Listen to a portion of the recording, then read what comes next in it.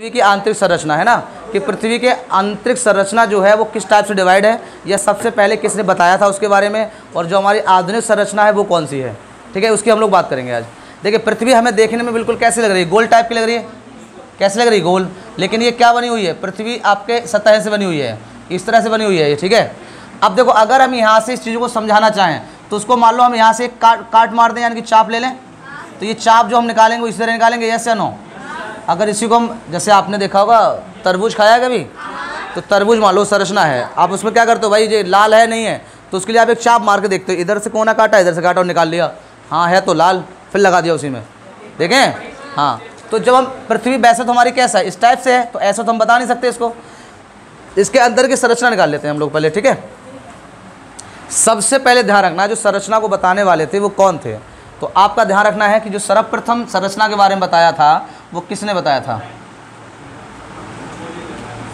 सर्वप्रथम पूछेगा तो लिखो एडविन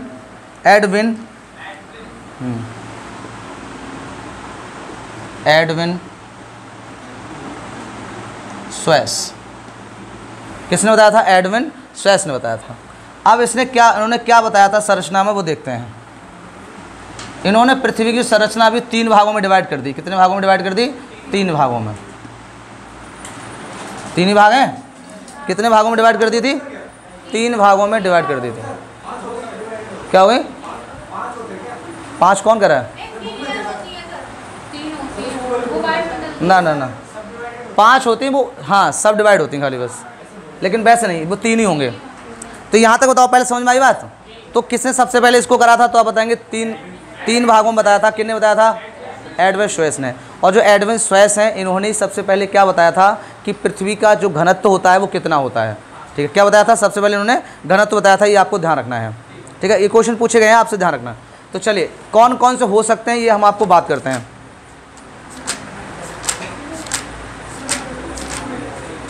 कौन कौन से हो सकते हैं, इससे पहले आपको चीज़ ध्यान देनी होगी। अगर आपसे क्वेश्चन पूछता है, ध्यान रखना, अब आवाज़ नहीं करेंगे ज़्यादा। देखिए अब क्वेश्चन और क्या पूछ सकता है आपसे, पहले स्टार्ट करवाते हैं फिर इनके नाम लिखवाते हैं। अब आपसे क्वेश्चन देखा होगा आपने, पूछा जाए कि अगर पृथ्वी की कितनी गहराई तक अगर आप जाओ तो उसके बाद आपका जो तापमान होता है वो परिवर्तित होने लगता है। क्या होने लगता है, तापमान बढ़ने या घटने लगता है, क्या होगा। तो आप लिखना, अगर पृथ्वी की गहराई, क्या होगा आपका, गहराई, मतलब पृथ्वी की गहराई पर अगर आप जाते हो, और कितनी गहराई पर, तो लिखो 32 मीटर। अगर पृथ्वी की 32 मीटर गहराई पे अंदर चले जाते हो तो आपका जो तापमान होगा वो क्या होगा, बढ़ने लगेगा। क्या होगा, बढ़ने लगेगा, ध्यान रखना। और कितना बढ़ेगा, तो आप कहोगे 1 डिग्री सेल्सियस। आपका तापमान 32 डिग्री पर जाने, 32 मीटर जाने पर तापमान क्या होता है, लगातार बढ़ने लगता है। आप जैसे जैसे अंदर जाते जाओगे आपका तापमान क्या होगा, बढ़ता हुआ जाएगा। कितने लोगों को ये बात समझ में आ गई। 32 मीटर तक अगर आप जाते हो तो आपके तापमान में कोई ज़्यादा प्रभाव महसूस नहीं होगा, बट अगर आप 32 से जैसे ही नीचे बढ़ोगे आपका तापमान लगातार क्या होगा, 1 डिग्री सेल्सियस बढ़ता हुआ चला जाएगा। ठीक है, मतलब 64 पे आप पहुंच गए तो 2 डिग्री बढ़ जाएगा, और 1 और 2 डिग्री बढ़ने से ही आपका तापमान बहुत ज़्यादा करता है। कभी गड्ढा खोदा है आपने ज़्यादा गहराई तक का, तो वहाँ बहुत गर्मी लगती है, क्यों लगती है, उसका तापमान लगातार बढ़ना, तो हवा होती है तो वहाँ तापमान लगातार क्या होता है, बढ़ता जाता है। बोलो कितने लोगों को समझ में आ गई। एक तो हो गया कि तापमान क्या हो जाएगा, बढ़ जाएगा।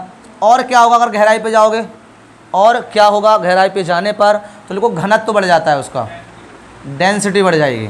ठीक है, और क्या हो जाता है, घनत्व बढ़ने के बाद घनत्व बढ़ेगा, और क्या बढ़ेगा, तो लिखो दाब बढ़ जाएगा, प्रेशर।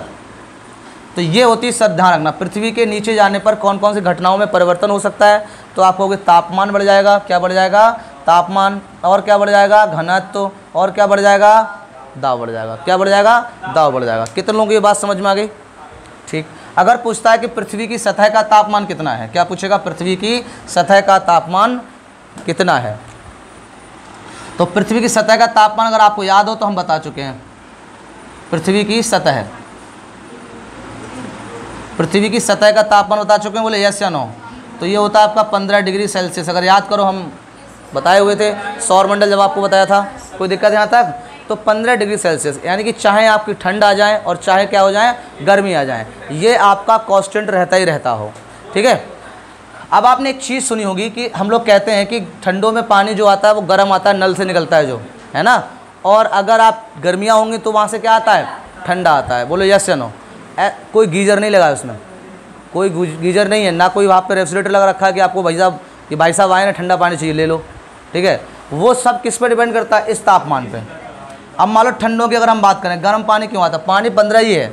ठंडे में क्या होता है, आपका जो तापमान होता है वो गिर जाता है, नहीं भाई 10-12 भी हो जाता है, 5-6 भी हो जाता है, 0 डिग्री सेल्सियस भी कहीं कहीं हो जाता है कुछ उसमें। तो आप बताओ, ये तो 15 ही है, बाहर का तापमान कितना हो गया, 10 और 12 हो गया, इससे तो कम हो गया। तो आपको पानी कैसा लगेगा, गर्म है ठंडा, बोलो कैसा लगेगा। ये रीज़न रहता है। नलों से पानी ठंडा या गर्म निकलने का कोई और रीज़न नहीं है, सिर्फ क्या है, तापमान है, ठीक है। क्योंकि अगर तापमान वायुमंडल का कम है और भाई दूसरे वाला ज़्यादा, तो आपको महसूस करते हो आप कि हमें ये पानी कैसा दिख रहा है, गर्म दिख रहा है। और अब देखो गर्मियों की अगर हम बात करें, समझना ध्यान से, अगर कोई डाउट हो बता देना। गर्मियों में क्या होता है, आपका तापमान कितना पहुंचता है, कम से कम 30-40, बोले यस या नो। और पृथ्वी की सतह पर कितना रहता है, 15, यानी कि उसके अंदर का तापमान कितना, 15 है। तो जब आप पानी यहाँ से निकल के आएगा, तापमान बाहर ज़्यादा है अंदर कम है, तो आप कैसा महसूस करोगे, ठंडा। समझ में आया। क्वेश्चन पूछ सकता है कि इसका क्या कारण रहता है, तो आपको पृथ्वी की सतह का तापमान वो कभी भी चेंज नहीं होता है। जैसे हमारा तापमान बॉडी का नॉर्मल कितना है, 37 डिग्री सेल्सियस, बोलो यस या नो। तो 36.9 के समथिंग है, लेकिन हम 37 मानते हैं उसको। अब समझना ध्यान से, हमें ठंड और गर्मी क्यों महसूस होती है, सेम वही फंडा है, हमें ठंड गर्मी लगती है।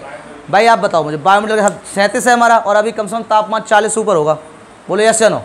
तो हमारा तो 37 ही रहेगा। तो जहाँ ऊर्जा का नियम है, अगर पढ़ा हो आपने ऊर्जा संरक्षण का नियम, कि ऊर्जा हमेशा उच्च स्तर से निम्न स्तर की ओर जाती है, बोलो यस या नो। तो हमारा निम्न स्तर है, यस या नो। वायुमंडल से ऊर्जा अंदर जाएगी, और जब कोई चीज़ अंदर प्रेशर से जाती है तो वो क्या करती है, गर्मी महसूस करती है, सही है।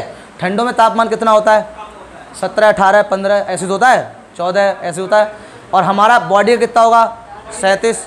तो हमारे अंदर से ऊर्जा क्या होगी, बाहर निकलेगी, और जब बाहर निकलेगी कोई ऊर्जा जहाँ खत्म होगी, वहाँ पर क्या होगा, आपको ठंड महसूस होती है। इसलिए हम कई कपड़ों की वो पहन लेते हैं, सही है। आप पतले पतले कपड़ों की कई लेयर बना के पहनोगे तो आपको ठंड कम लगेगी। अगर आप एक कोट पहन लेते हो और पहले तो बोले कुछ नहीं होगा, कुछ नहीं, आप एक अंदर छोटी सी बनान पहन लो, एक इनर पहन लो, फिर एक उसके ऊपर थोड़ी मोटी इनर पहन लो, फिर एक शर्ट पहन लो, इसके ऊपर एक और शर्ट पहन लो, और ऊपर से कुछ और डाल लो, बस खत्म कहानी। क्योंकि उसमें लेयर बन जाती है, जब लेयर बनती है तो उसके बीच में हवा आ जाती है, और जब हवा आ जाएगी तो आपको गर्माहट ज़्यादा महसूस करेगी, सही है। तो पूछा जाता है कि एक व्यक्ति है वो ठंड में है, उसको एक को रजाई एक दी गई थी और एक को 4 कंबल दिए गए थे, तो बताओ किसको ठंड कम लगेगी, कंबल वाले को। चाहे पतले कंबल हों लेकिन वो ठंड कम लगेगी, क्योंकि उनकी परत बन जाएगी, ना रखना। आप अक्सर देखोगे ठंडों में जो बच्चे विद्वान होते हैं, देखें तो रजाई में भी चादर मिला लेते हैं नीचे, रजाई में चादर, बोला ठंड नहीं लगेगी। देखते हैं आपने, नीचे भी कम से कम 2-3 होंगे, एक छोटी से ऊपर एक बड़ी, और फिर लेटते हैं उसमें, नहीं लगेगी। हमेशा ठंड में आपने देखा होगा, कुत्ता साइंस का बहुत होता है, कुत्ते आप लोग ऐसे सुकुड़ के बैठते हैं, ऐसे करके गोल होके, आप लोग भी करते होंगे, पूरा फैल के नहीं सोते हो, पैर ऐसे करके सुकुड़ के, बिल्कुल सोते हो, नहीं बताओ, वो अलग बात है, सोते हो। और जिनकी हाइट ज़्यादा रहती है, उनके जो घुटने होते हैं वो पहने होते हैं, वो रात में रजाई फाड़ देते हैं, सही है। वो घर वाले परेशान रहते हैं, बोले कैसे फट गई हो, तो बोले छुरी जैसे हम क्या करें इसके। अब बेचारे इतनी लंबाई होती है, कहाँ ले जाए, एक पैर निकल ही जाए कहीं ना कहीं, ठीक है। हाँ ये बात तो अलग है, फिर तो रजाई ना हो फिर भी काम चल जाएगा। हाँ तो ये बताओ 15 डिग्री सेल्सियस समझ में आ गया, ठीक है, वो मैटर लगा बेटा, सही है, वो उधर मत लाओ, समझ में आ रही बात। हाँ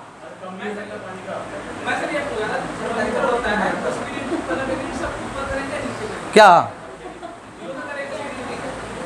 क्या कहना चाह रहे हैं ये, मैं ये कहना चाह रहा हूँ, आपने बताया कि हमारे पृथ्वी टेम्परेचर 15% होता है, ठीक है, थर्मामीटर बनाए जाते हैं, थर्मामीटर, हाँ, तो उसकी जो रीडिंग होती है वो 15 डिग्री सेल्सियस से ऊपर होगी, नीचे नहीं ऊपर ही से होगी, बराबर रहती हो, तो उसी पे लेगा, थर्मामीटर पे लेगा, हाँ कॉन्स्टेंट रहती, तभी तो बता पाएगा, वरना बता ही कहाँ पाएगा भाई। वो उसके एक बिंदु पर रहेगी तभी तो बता पाएगा, फिर हम बता पाएंगे कि ताप कितना बढ़ रहा है, कितना घट रहा है, सही है।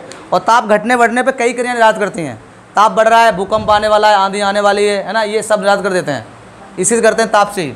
चलिए यहाँ तक किसी कोई दिक्कत तो नहीं है, तो ये चीज़ आपको समझ में आ गए होंगे। तो हम वापस लौट रहे हैं अपनी आंतरिक संरचना पर, तो इन्होंने क्या क्या बताया था उसको समझते हैं। चलिए, तो पहला इन्होंने जो नाम दिया था स्टार्टिंग में, उसको बोला था क्या, HCl। हम लोग क्या बोलते हैं इसे, इन्होंने क्या बताया था, SI मतलब होता है सिलिका, Al मतलब होता है एल्युमिनियम। इन्होंने कहा था कि ये पहली परत होती है, इसमें सबसे ज़्यादा मात्रा जो रहती है वो किसकी रहती है, Si और एल्युमिनियम की। ध्यान रखना, अपना नोट कर चलना। समझ में आ रही बात यहाँ पर? इन्होंने पहला वाला बता दिया था। दूसरा कौन बताया था, सीमा। तो लिख लो इसमें क्या बताया था, हाँ सीमा, सिलिका और क्या बताया था, तो ये एम में लिख लेते हैं इसको, तो ध्यान रखना इसको, सीमा। तो ये क्या बताया था, सिलिका और मैग्नीशियम। क्या बताया था, मैग्नीशियम। ठीक है, नेक्स्ट बताओ क्या बताया था, निफे। क्या होता है आपका, Ni और Fe। ये इन्होंने 3 बताए थे। इसमें क्या होगा आपका, निकिल और कौन, आयरन। आयरन मतलब लोहा। इन्होंने कहा था यहाँ पर अधिकता किसकी पाई गई है, SiAl की, यहाँ पर SiM और इस पर निफे में NiFe। तो इनको पहले नोट करो फटाफट।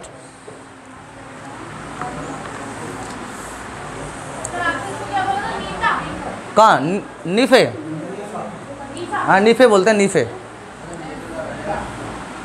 निफे ऐसे। ये सियाल है, ये सीमा है, ये निफे है। हो गया क्लियर? इन्होंने जो पृथ्वी की पहली संरचना थी यानी कि सियाल थी, इसको अम्लीय बताया था। क्या बताया था, अम्लीय। इन्होंने कहा कि ये जो अवस्था रहती है यहाँ पर वो कैसे रहती है, अम्लीय रहती हो। कभी आप ज़मीन को चाटने की कोशिश करोगे तो वो कैसी लगेगी आपको, अम्लीय लगेगी। कैसी लगेगी, अम्लीय। आगे बात समझ में नहीं? इन्होंने क्या बताया था कि जो कैसी होती है, अम्लीय, यानी कि इसकी प्रकृति कैसी होगी, अम्लीय।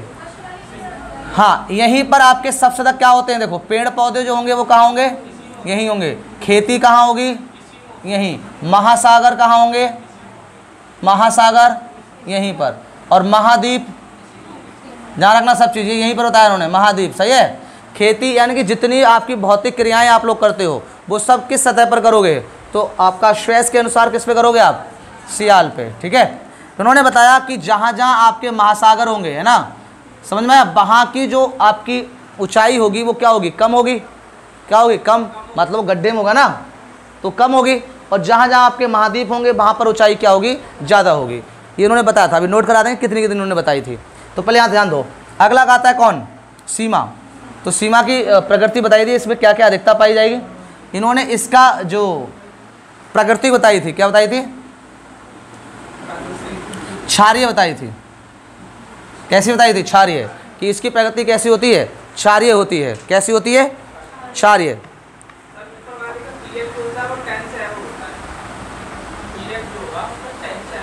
हाँ 10 से ऊपर होता है। अभी बता दें, रुक जाओ, एक एक समझो पहले। यहाँ समझ आ गया। तो इसकी कैसी होगी, क्षारीय। इसकी प्रकृति पूछेगा तो कैसी, द्रव्य होती है, यानी कि द्रव्य अवस्था में होती है, लिक्विड अवस्था में। कैसी होती है, द्रव्य होती है। हो गया क्लियर? ठीक। इन्होंने ये वाली जो परत है इसका जो घनत्व बताया था, क्या बताया था, घनत्व बताया था। घनत्व कितना बताया था, देखो 2.5 बताया था। 2.5 जो आपका सियाल है, उस जो सियाल परत है उसका जो बताया था, कितना बताया घनत्व, 2.5। अच्छा, इसका बताओ सीमा का कितना बताया था, तो देखो घनत्व, सीमा का घनत्व कितना बताया था, तो इसका देखो 4। ठीक है। और निफे का घनत्व कितना बताया था, कितना, 11। कितना बताया था, 11, है ना। ये आपका GM होता है, ग्राम सेंटीमीटर स्क्वायर। सब में यही होगा। क्या हुआ, क्या दिक्कत है, कुछ कोई वाला हो तो बताओ। ये घनत्व बताए थे। हाँ लिख लिया, आगे समझ में आता, समझिए। अब ध्यान से देखो, पहले हमें ये पता होना चाहिए कि घनत्व होता क्या है। देखिए पृथ्वी का अगर कोई भी भाग है, मान लो, है ना, पृथ्वी से मान लो हमारा सतह है पृथ्वी की, उस सतह में हम 1 सेंटीमीटर लंबाई और 1 सेंटीमीटर ऊंचाई और 1 सेंटीमीटर गहराई, यानी कि लंबाई, चौड़ाई और गहराई, उतना गड्ढा खोदते हैं और उसकी मिट्टी निकाल लें। क्या निकाल लें, मिट्टी। जब आप तौलोगे, क्या करोगे, उसे तौलोगे, तो पृथ्वी का पूरा आपका घनत्व मिल जाता है, 5.5 होता है। कितना होता है, हाँ। सबसे पहले पृथ्वी का जो आपका घनत्व है बताने वाले कौन थे, एडवन। हाँ 100% सही गया था। बाकी ये चीज़ें तो उनकी गलत चली गई थी, समझना ध्यान से। ये वाली चीज़ें क्या चली गई थी, गलत चली गई थी, लेकिन ये वाली सही गई थी।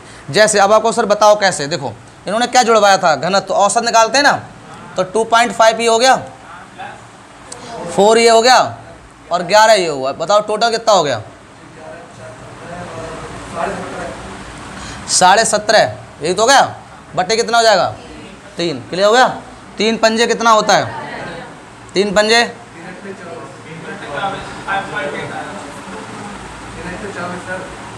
ये गलत कर लिया क्या, 5 और 2 7, 7.5 सही 17 हो गया।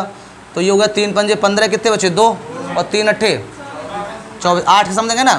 तो इनने कितना माना था लगभग, तो औसतन एवरेज सही था इनका, और ये हमेशा अभिमान्य है। तो पृथ्वी का घनत्व में लिखवाया भी इतना ही होगा, याद करो, सही है। तो ये 5.5 क्या है आपका, क्लियर है। ये 3 से भाग पता क्यों दिया, क्योंकि 3 परतें थी।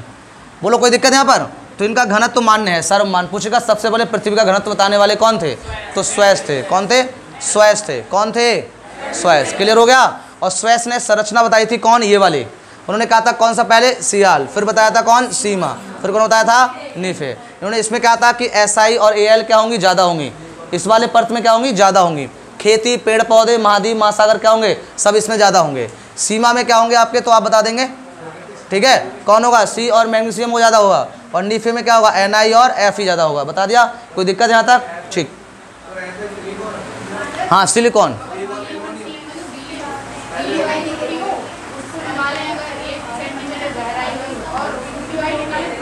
ना ना ना ना ना अलग हो जाता है, वो अलग हो जाता है, फिर आपको नॉर्मल निकालना पड़ेगा, ठीक है।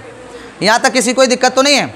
चले अब मुझे बताओ, अगर आपसे पूछा जाए कि पृथ्वी के कौन से भाग से इनके अकॉर्डिंग एडवांस स्वेस के अनुसार, ठीक है, बाकी नहीं, आधुनिक वाला विचार मान्य हुआ था फिर बाद में, सही है। ये सबसे स्टार्टिंग वाला है, आपने पढ़ा होगा, और अभी हम बता रहे हैं लास्ट तक का, तब आपको समझ में आएंगी चीज़ें क्या हैं। अगर आपसे कहा कि इनमें से बताओ कहाँ से ज्वालामुखी उठते हैं और कहाँ से भूकंप आते हैं, भूकंप कहाँ से आएंगे और ज्वालामुखी कहाँ से आएंगे, जल्दी बताइए। देखिए ऊपर वाले भाग से क्या कोई दिक्कत है, सही है। यहाँ पर कोई भी भूकंप, कोई जनरेटर नहीं होते हैं। कहाँ से होंगे, यहाँ से। तो लिख लो, भूकंप और ज्वालामुखी यहीं से आते हैं। भूकंप और ज्वालामुखी, भूकंप और ज्वालामुखी सबसे ज़्यादा क्या होंगे, यहीं से आते हैं, ठीक है। और इन्होंने बताया था जो आपका निफे है, इससे चुंबकीय, इसमें क्या होता है, चुंबकीय बल ज़्यादा होगा यहाँ पर, यानी कि चुंबकत्व ज़्यादा होगा। पृथ्वी के जो निफे वाला भाग है इसमें चुंबकत्व क्या होगा, ज़्यादा होगा। और ये किसने बताया था, बोलो कहाँ बताया था, समझ में आ गया होगा यहाँ तक, हैं जी। हाँ वो इसमें निकलते हैं, इस वाले में, सियाल में। हाँ हाँ हाँ, इसमें खनिज फनिज सब इसी में, खनिज, पेट्रोल जो भी सब है वो यहीं पे निकलता है। तो ये तो था स्वेस का, स्वेस ने जो अपने हिसाब से बताया था वो आ गया था। हमने आपसे मना करा कि आपस में बात मत क्या करो। सुनील ये नोट नहीं कर तो साथ साथ क्या कर लिया करो। यहाँ तक किसी कोई दिक्कत नहीं, बताओ पहले, क्लियर हो गई बात। अब हम आते हैं आधुनिक विचार पर। ये तो था इनका विचार, आधुनिक विचार के अनुसार इनको डिवाइड कर दिया गया। क्या कर दिया गया, हटा दिया गया। और इनके इस वाली संरचना को क्या माना गया है, गलत मान लिया गया। इसको क्या है, इसमें सुधार की आवश्यकता है। इस वाले में क्या कहा गया कि सुधार की क्या है, आवश्यकता है, सुधार की क्या है, आवश्यकता है। और इसलिए इसको क्या कर दिया गया था, हटा दिया गया था। लेकिन इनका एक विचार मान लिया गया, कौन सा, कि जो पृथ्वी का घनत्व है वो क्या है, ये वाला है। आ गया होगा समझ में, ठीक। अब हम लोग डालो आधुनिक अवधारणा। आधुनिक अवधारणा, आधुनिक अवधारणा, आधुनिक अवधारणा के अनुसार क्या बनाया गया इसमें, आधुनिक अवधारणा यही वाला मान्य है हमारी, हमने इसको समझना है ध्यान से।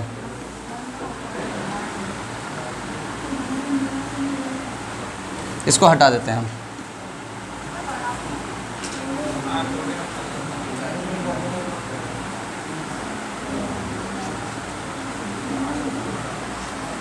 ठीक है, फिर से वही रहेगा, 3 भागों में डिवाइड रहेगा, बट इसकी अवधारणा क्या हो गई थी, चेंज कर दी गई थी। क्या कर दी गई थी, चेंज कर दी गई थी। अब क्या अवधारणा दी गई आधुनिक अवधारणा में, तो इन्होंने जो पहला वाला हिस्सा था जिसको हम लोग क्या मानते थे, सियाल लिया करते थे, किसके अनुसार, एडमंड स्वेस के अनुसार।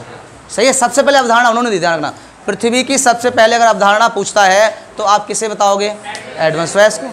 एडमंड स्वेस का कौन सा कथन मान्य किया गया था, तो आप कौन सा बताओगे, सिर्फ घनत्व वाला, और बाकी क्या कर दिया गया था, अलग कर दिया गया था। एडमंड स्वेस करके पूछेगा कि कितने भागों में डिवाइड किया, 3 में। कौन कौन सा, सियाल, सीमा और नेफे। नेफे में चुंबकत्व ज़्यादा रहेगा है ना, और सियाल में क्या होता है आपका, सियाल में खनिज फनिज निकलते हैं, ठीक है, और आपका जो सीमा है उसमें क्या होता है आपका भूकंप और ज्वालामुखी होते हैं, ठीक। आधुनिक में क्या हुआ था, पहली परत लिखो आधुनिक, क्या बोलते हैं इसको, क्रस्ट बोलते हैं, इसको क्या बोला गया, क्रस्ट कहा गया। पहली परत को क्या कहा गया, क्रस्ट। दूसरे को लिखो क्या कहा गया, मेंटल, है कोई, मेंटल, मेटल होता है मेटल, मेंटल कौन बोला था, मेटल। फिर लास्ट में रह गया कौन, कोर, इसको क्या बोलते हैं, कोर, ठीक है। ये आपको ध्यान रखना है, ठीक है। तो 3 भागों में इसको क्या कर दिया गया था, डिवाइड कर दिया गया था, क्या कर दिया गया था, डिवाइड, ठीक है। देखिए अब यहाँ पे हम थोड़ा सा इनको बड़ा कर देते हैं जिससे आपको समझ में आ जाए। तो इन जो आपकी सीमाएं हैं ना, इनको बांट दिया गया था, क्या कर दिया गया था, बांट दिया गया था। आप अपने अलग अलग पेन से भी कर सकते हो, थोड़ा सा मोटी कर देते हैं, आपको समझ में आ जाएंगे। फिर यहाँ तक किसी कोई दिक्कत, तो वो पूछेगा कि क्रस्ट और मेंटल, कौन, क्रस्ट और मेंटल की जो बीच की सीमा होती है इसको क्या कहा जाता है, ये पूछ सकता है आपसे, क्या कहा जाता है। तो लिखो क्या कहा जाएगा, मोह रेखा, मोह रेखा, क्या बोलते हैं इसको, मोह रेखा। अगर पूछा जाए इसे मोह डिसकंटिन्यू रेखा भी बोलते हैं, मोह डिसकंटिन्यू रेखा, ठीक है, ध्यान रखना।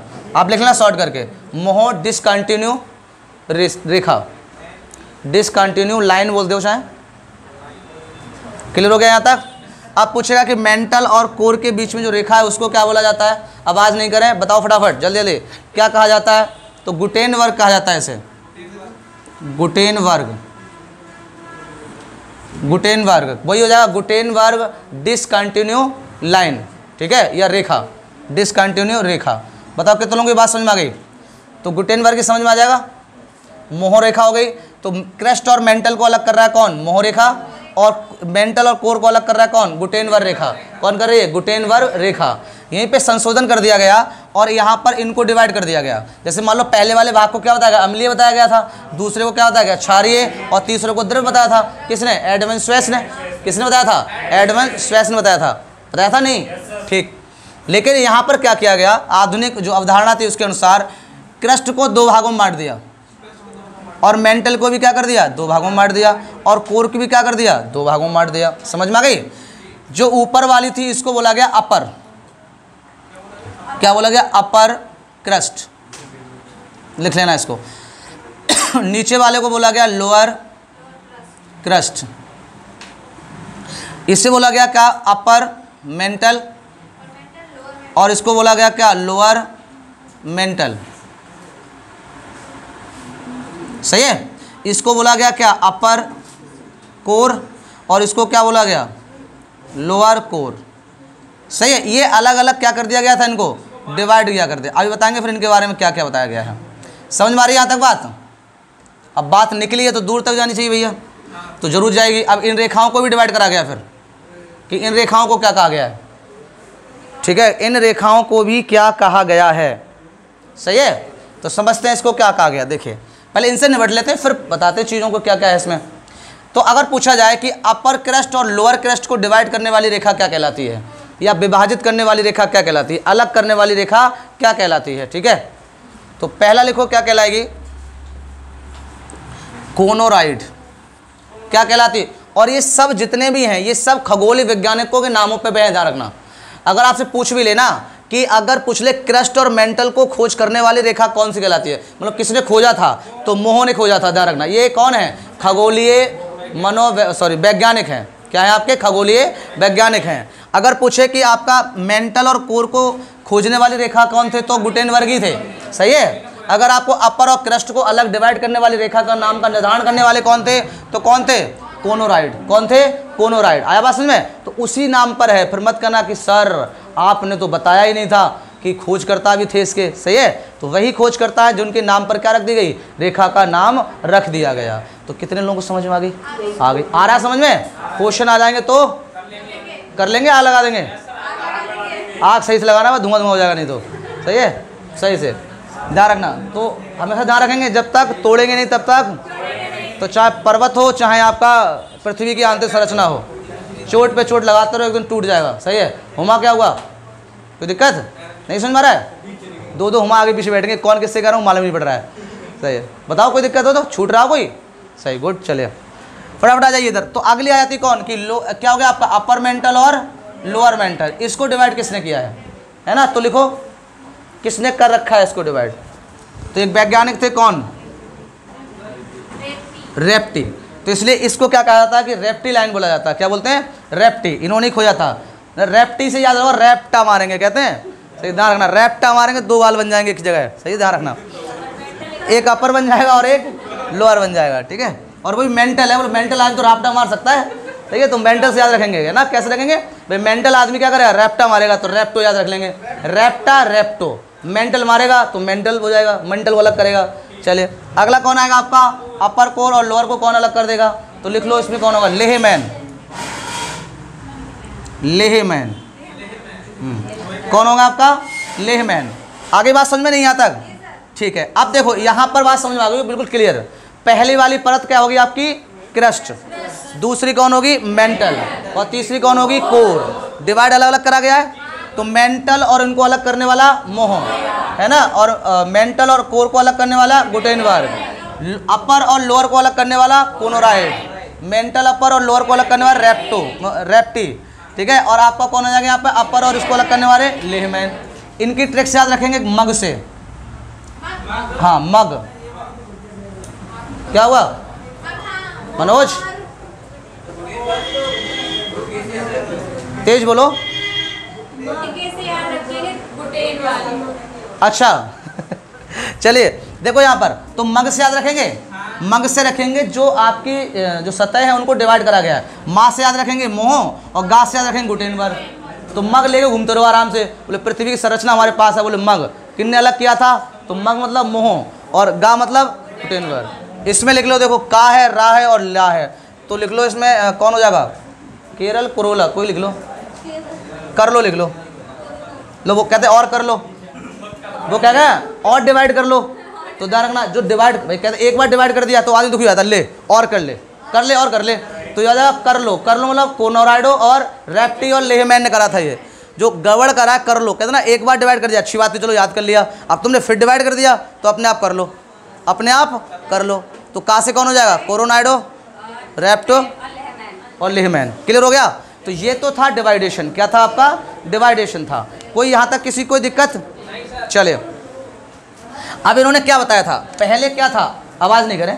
पहले क्या था? उन्होंने कहा पहली वाली जो परत है उसको क्या बोला गया था? अम्लीय है। लेकिन इन्होंने कहा कि जो ऊपर वाली परत है वो रहेगी अम्लीय। क्या रहेगी आपकी? अम्लीय रहेगी। नीचे वाली क्या रहेगी आपकी? क्षारीय रहेगी। सही है। क्योंकि देखो जो हमारे समुद्र होते हैं उनका पानी खारा होता है। क्या होता है? खारा। क्या वो अम्लीय होते हैं? नहीं। तो इसका मतलब हुआ कि जो आपके स्वैस थे उनकी जो परिभाषा थी उसको क्या कर दिया गया था? समाप्त कर दिया गया था। बोले अम्लीय होते तो फिर अम्लीय अम्ल होता, क्षार कहाँ होता फिर? तो इन्होंने कहा कि जो आपका अपर क्रस्ट होगी, ऊपर वाला जो हिस्सा होगा वो अम्लीय कहलाएगा। ये सही बात है। मिट्टी को अगर आपको हाथ से लग जाए तो मिट्टी कैसी होती है? अम्लीय होती है।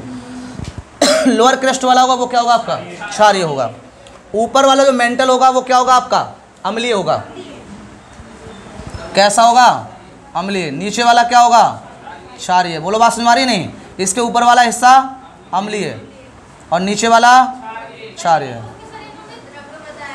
बता रहे हैं, वो अलग बात है। सही, यहाँ तक बात समझ आ गई? बोलो यस या नो? क्लियर हो गया? अम्ल क्षार करके इनने क्या बता दिया था? इसको बता दिया। ठीक है। इन्होंने कहा जो ऊपर वाला हिस्सा कैसा माना जाएगा? बताओ। अम्लीय हो गया। ठीक। अब यहाँ पर भी क्या रखा है? देखो अगर ये चीज़ आप भूल जाओ तो यहाँ ध्यान रखना। आप यहाँ पर इन्होंने कहा था ये जो आपकी जो वाला हिस्सा ये वाला है ना, ये कैसा है आपका? प्लाज्मा फॉर्म में है। कैसा है? प्लाज्मा। हाँ, पूरा प्लाज्मा है। ये पूरा क्या है? प्लाज्मा है। जिसमें उन्होंने कहा था कि ऊपर वाला हिस्सा जो रहेगा वो क्या रहेगा? अर्धद्रव्य रहेगा। अर्धद्रव्य का मतलब होता है प्लाज्मा। तो इस पूरे को अगर क्या बोला जाएगा तो इसे आप कह दोगे प्लाज्मा फॉर्म में रहता है। प्लाज्मा फॉर्म क्या होती है? जो आपके द्रव्य और ठोस के बीच की क्या होती है? अवस्था होती है। तो ये किस रूम में रहेगा आपका? प्लाज्मा रूम में रहेगा। ठीक है। और नीचे वाला रहेगा तरल अवस्था में। नीचे वाला पूरा हिस्सा क्या रहेगा आपका? तरल अवस्था में। कैसा रहेगा? तरल अवस्था में रहता है। कैसा रहता है? तरल अवस्था में रहता है। कौन सा? हाँ, वो क्षारीय अम्लीय ठोस अवस्था में रहता है। ये रहेगा आपका किस फॉर्म में, ठोस अवस्था में। तो ये ठोस, ये अर्धद्रव्य है ना, ये ठोस, ये अर्धद्रव्य। अर्धद्रव्य मतलब ना तो द्रव्य है और ना ही क्या है, पूर्ण ठोस है। तो इसको हम लोग क्या बोल देते हैं, प्लाज्मा। ये आपका ठोस, अर्धद्रव्य और ये तरल, यानी कि द्रव्य फॉर्म में रहता है। ठीक है, इसको हम बता चुके हैं, क्या बोलते हैं इसको, गुरुत्वीय मंडल बोलते हैं। लिख लो, अगर पूछा जाए कि गुरुत्वीय मंडल कहाँ है तो आप इसे लिखो गुरुत्वीय मंडल है ये, गुरुत्वीय मंडल। सही है, इसको लिख लें बीच वाले को, जहाँ पर आपका पदार्थ है। देखो इसे बोलते हैं मंद गति का मंडल, इसको मंद गति का मंडल। हाँ, सेकंड वालों को मंद गति का मंडल। अभी मालूम पड़ जाएगा क्यों बोलते हैं इसको मंद गति का, क्या बोलते हैं इसको, मंडल बोलते हैं। पूछ सकता कि मंद गति का मंडल किसको बोला जाता है, यहाँ तक किसी कोई दिक्कत? ठीक है, अच्छा ये वाला समझ में आ गया होगा। पूछेगा भूकंप और ज्वालामुखी कहाँ से उठेंगे, तो यहाँ से तो उठते हैं नहीं, वो यहीं से उठेंगे मेंटल से। लेकिन मेंटल से कौन से भाग से, तो आप कहोगे ऊपर वाले से, यानी अपर वाले से। नीचे वाले से नहीं उठेंगे, किससे उठेंगे, अपर वाले से। तो यहाँ लिख लो आपका भूकंप और क्या होगा आपका ज्वालामुखी। जो क्रिया होती है वो यहीं से उठती है, ऊपर वाले हिस्से से उठती है। ठीक है, नीचे वाले में उठेंगे तो आपको क्या कर देगी, दिक्कत कर देंगे। तो यहाँ तक किसी कोई दिक्कत समझ में आ गया होगा।